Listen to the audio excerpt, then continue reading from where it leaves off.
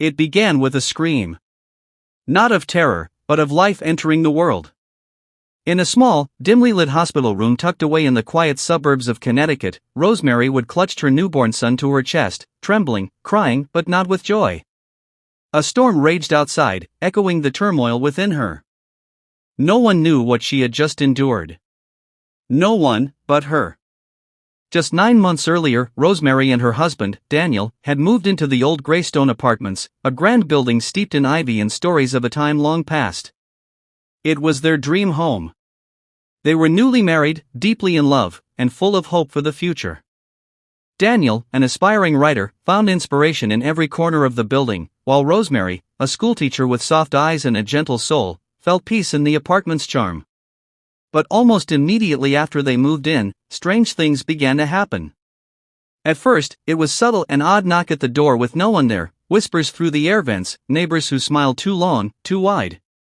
There was Mrs. Castevet, the sweet yet overly intrusive elderly woman from next door who brought over herbal teas and cookies almost every day, insisting they help with fertility.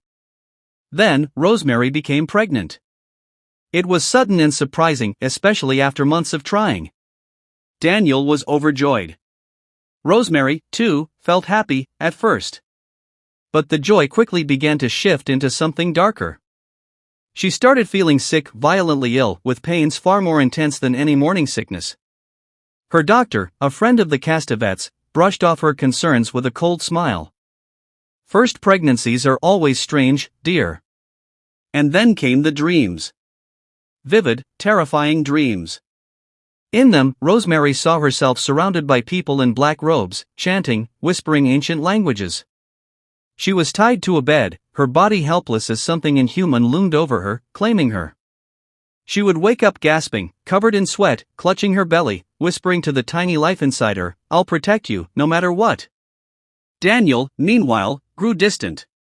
Obsessed with his work, strangely energized after meeting the Castevets, who had promised to help him get his writing published.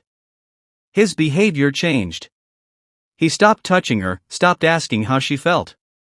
He looked at her belly sometimes with something more like fear than love. As Rosemary's pregnancy progressed, the people around her only grew stranger. Every doctor she met seemed to tell her she was overreacting. Every friend who tried to visit slowly drifted away, suddenly busy, suddenly moving away, suddenly silent. One day, desperate and alone, Rosemary visited a library and began researching ancient cults, folklore, and demonic lore.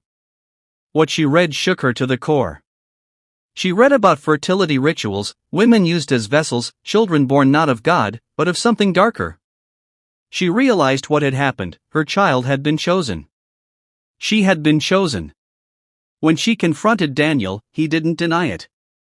He stood silent, pale, eyes sunken, and whispered, "They promised me everything. A career. Money. A future for us." He fell to his knees, weeping. "I didn't know what they meant by the baby." Heartbroken, Rosemary ran.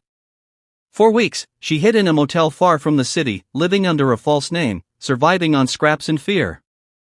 She felt her baby kicking inside her, stronger each day, and in those moments, she felt the strength of a mother rising within her.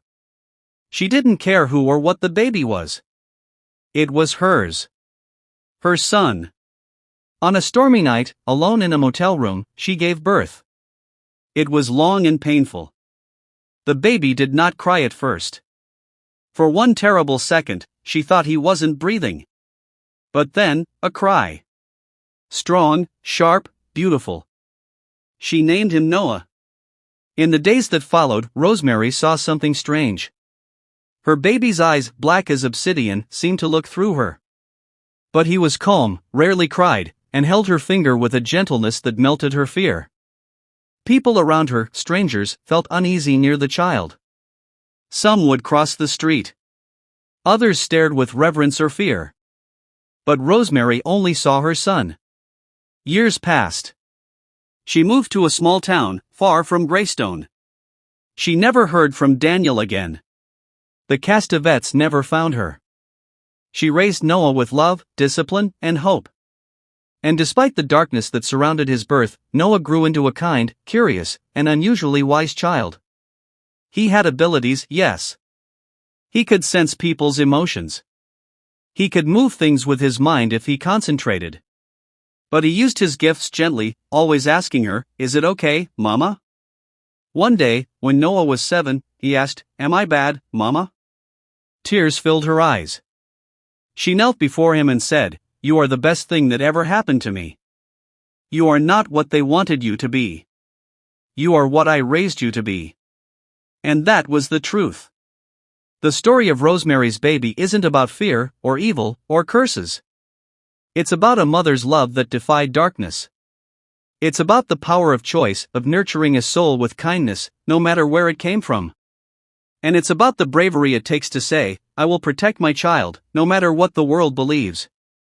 Rosemary gave birth to more than a child. She gave birth to hope. Hope that even in the face of unspeakable evil, love can win.